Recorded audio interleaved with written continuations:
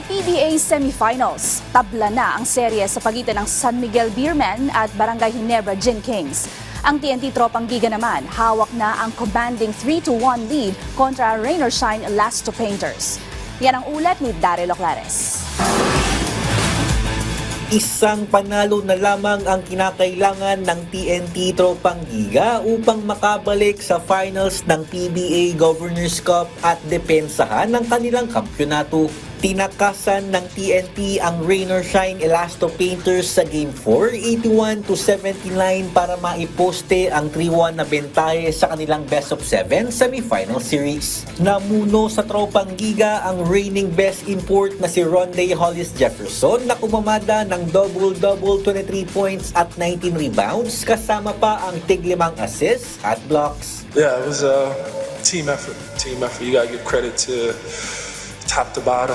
You know, everybody likes to hit shots, you know, so sometimes when you're not hitting shots, it's kind of makes it a little tougher on defense. You know, you kind of get down on yourself and things like that. So, got to give credit to the whole team for staying locked in. Sa kabilang panig naman ng semis, tabla na ang San Miguel Beermen at Barangay Ginebra San Miguel. Dinomina ng SMB ang Gin Kings sa Game 4 na nagtapos sa score na 131-121 sa panguna ng 8-time most valuable player na si Junmar Fajardo. Nakapagtala si The Kraken ng 29 markers at 16 boards.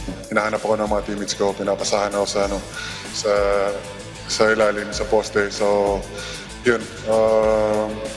Buti na-shoot ko yung mga pero nag-step up talaga yung buong team. So, ayun nga, sabi nga ni Coach, kudos sa team.